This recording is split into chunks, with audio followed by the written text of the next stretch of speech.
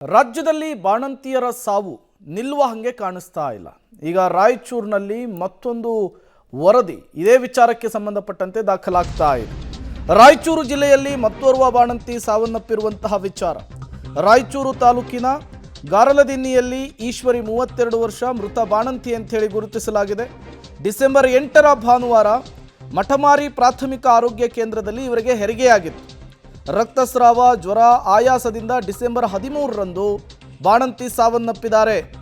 ರಾಯಚೂರಿನ ರಿಮ್ಸ್ ಆಸ್ಪತ್ರೆಯಲ್ಲಿ ಚಿಕಿತ್ಸೆ ಫಲಿಸದೆ ಸಾವನ್ನಪ್ಪಿರುವಂತಹದ್ದು ಬಾಣಂತಿ. ಕಳೆದ 3 ತಿಂಗಳಲ್ಲಿ ಜಿಲ್ಲೆಯಲ್ಲಿ 10 ಬಾಣಂತಿಯರ ದುರ್ಮರಣಕ್ಕೀಡಾಗಿರುವಂಥದ್ದು. ಈ ಮೂಲಕ ರಾಜ್ಯದಲ್ಲಿ ಬಾಣಂತಿಯರ ಸರಣಿ ಸಾವು ಮತ್ತೆ ಮುಂದುವರೆದಿರುವಂಥದ್ದು. ರಾಜ್ಯದ ಹಲವು ಕಡೆಗಳಲ್ಲಿ ಈ ರೀತಿ ಬಾಣಂತಿಯರ ಸಾವು ವರದಿಯಾಗ್ತಾ ಇದೆ. ಈಗ ರಾಯಚೂರಿನಲ್ಲೂ ಕೂಡ 32 ವರ್ಷದ ಈಶ್ವರಿ ಇವರು ರಾಯಚೂರಿನ ರಿಮ್ಸ್ ಆಸ್ಪತ್ರೆಯಲ್ಲಿ ಚಿಕಿತ್ಸೆ ಫಲಿಸದೆ ಸಾವನ್ನಪ್ಪಿದ್ದಾರೆ. ಕಳೆದ 3 ತಿಂಗಳಲ್ಲಿ 10 ಬಾಣಂತಿಯರು ಸಾವಿಗೀಡಾಗಿರುವಂಥದ್ದು ಇಲ್ಲಿ ಗಮನಿಸಬೇಕಾದಂತಹ ವಿಚಾರ. ಮತ್ತಷ್ಟು ಡೀಟೇಲ್ಸ್ ಅನ್ನು ಕೊಡ್ತಾರೆ ವಿಜಯ್, ನೇರ ಸಂಪರ್ಕದಲ್ಲಿ ಜಾಯಿನ್ ಆಗಿದ್ದಾರೆ. ವಿಜಯ್, ಮತ್ತೊಬ್ಬ ಬಾಣಂತಿಯ ಸಾವಾಗಿರುವಂತಹದ್ದು ರಾಯಚೂರಿನಲ್ಲಿ. ಕಳೆದ 3 ತಿಂಗಳಲ್ಲಿ 10 ಬಾಣಂತಿಯರ ಸಾವಾಗಿದೆ. ಇದು ಹಿರಿಯ ಅಧಿಕಾರಿಗಳ ಗಮನಕ್ಕೆ ಬಂದಿದೆಯಾ? ಹೇಗೆ ಏನೆಲ್ಲ ಬೆಳವಣಿಗೆಗಳಾಗ್ತಾ ಇದೆ ಈ ವಿಚಾರಕ್ಕೆ ಅಂತ? ಖಂಡಿತವಾಗಿ ಪ್ರೇಮ್, ಏನು ರಾಯಚೂರಿನಲ್ಲಿ ಕಳೆದ 3 ತಿಂಗಳಲ್ಲಿ ಸತತವಾಗಿ ಆಗಿರೋಂಥ ಪ್ರಕರಣಗಳಿದ್ದು ಈಗ ಸಾವಿನ ಸಂಖ್ಯೆ 10ಕ್ಕೆ ಏರಿಕೆ ಆಗಿರುವಂಥದ್ದು. ಮೊದಲಿಗೆ ಏನು ರಾಯಚೂರು ಜಿಲ್ಲೆಯ ಸಿಂಧನೂರಿನ ಏನು ತಾಲೂಕು ಆಸ್ಪತ್ರೆಯಲ್ಲಿ ಹೆರಿಗೆಯಾದಂಥ 4 ಜನ ಬಾಣಂತಿಯರು ಸಾವನ್ನಪ್ತಾರೆ. ಅದಾದ ನಂತರದಲ್ಲಿ ಅಧಿಕಾರಿಗಳು ಎಚ್ಚೆತ್ತುಕೊಳ್ಳುವಂಥದ್ದು.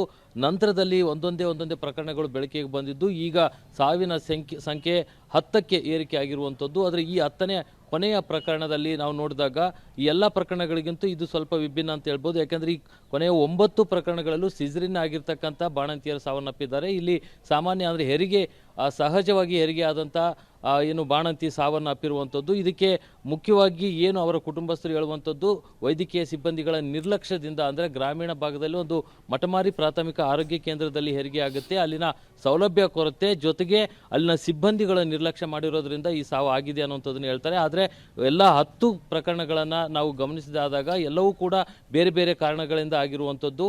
ಈ ಒಂದು ಪ್ರಕರಣಕ್ಕೆ ಪರ್ಟಿಕ್ಯುಲರ್ ಆಗಿ ವೈದ್ಯರು ಹೇಳುವಂಥದ್ದು ಲೋ BP ಒಂದು ಕಾರಣವನ್ನು ಹೇಳ್ತಾರೆ. ಆದರೆ ಉಳಿದ 9 ಪ್ರಕರಣಗಳಲ್ಲಿ ಕಾರ್ಡಿಯೋ ರೆಸ್ಪಿರೇಟರಿ ಫೇಲ್ಯೂರ್ನಿಂದ ಆಗಿದೆ ಮತ್ತು ಬೇರೆ ಬೇರೆ ಒಂದು ಹೃದಯ ಸಂಬಂಧಿ ಕಾಯಿಲೆಗಳು ಮತ್ತು ಹೆರಿಗೆಯ ಸಮಯದಲ್ಲಿ ಅವರ ಆರೋಗ್ಯದಲ್ಲಿ ಏರುಪೇರಾಗಿ ಬಾಣಂತಿಯರು ಸಾವನ್ನಪ್ಪಿದ್ದಾರೆ ಅನ್ನೋಂಥದ್ದು ಹೇಳ್ತಾರೆ. ಆದರೆ ಸಿಂಧನೂರಿನ 4 ಬಾಣಂತಿಯರಿಗೆ ಏನು IV ಫ್ಲೂಯಿಡನ್ನು ಒಂದೇ ಬ್ಯಾಚ್ನ ಫ್ಲೂಯಿಡನ್ನು ಬಳಸಲಾಗಿತ್ತು.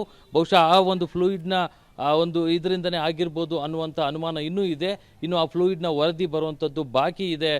ಪ್ರೇಮ್, ಒಟ್ಟಾರೆಯಾಗಿ ಈಗ ಸಾವಿನ ಸಂಖ್ಯೆ 10ಕ್ಕೆ ಏರಿಕೆ ಆಗಿದೆ. ಜೊತೆಗೆ ಬೇರೆ ಜಿಲ್ಲೆಯಿಂದ ಬಂದು ರಾಯಚೂರಿನ ರಿಮ್ಸ್ ಆಸ್ಪತ್ರೆಯಲ್ಲಿ ಹೆರಿಗೆ ಸಮಯದಲ್ಲಿ ಸತ್ತಿರೋ ಬಾಣಂತಿಯರ ಸಂಖ್ಯೆಗೆ ಲೆಕ್ಕ ಹಾಕೋದಾದರೆ ಈಗ ಸಾವಿನ ಸಂಖ್ಯೆ 13ಕ್ಕೂ ಕೂಡ ಏರಿಕೆ ಆಗುವಂಥದ್ದು. ಆದರೆ ರಾಯಚೂರು ಜಿಲ್ಲೆಯ ಬಾಣಂತಿಯರ ಸಂಖ್ಯೆ 10ಕ್ಕೆ ಏರಿರುವಂಥದ್ದು. ಇದರ ನಂತರದಲ್ಲಿ ಈಗ ಆರೋಗ್ಯ ಇಲಾಖೆ ಮತ್ತು ಏನು ಈಗಾಗಲೇ ಜಿಲ್ಲಾಧಿಕಾರಿಗಳು ಕೂಡ ಎಲ್ಲ ಆರೋಗ್ಯ ಕೇಂದ್ರಗಳ ಸೌಲಭ್ಯಗಳು ಮತ್ತು ಅಲ್ಲಿನ ಸಿಬ್ಬಂದಿಗಳ ಒಂದು ವಿಚಾರಣೆ ಮತ್ತು ಅಲ್ಲಿರತಕ್ಕಂಥ ಸಮಸ್ಯೆ ಸರಿಪಡಿಸುವ ಕೆಲಸಕ್ಕೆ ಮುಂದಾಗಿದ್ದಾರೆ. Prem, okay, thank you Vijay ತಮ್ಮೆಲ್ಲ ಮಾಹಿತಿಗಾಗಿ.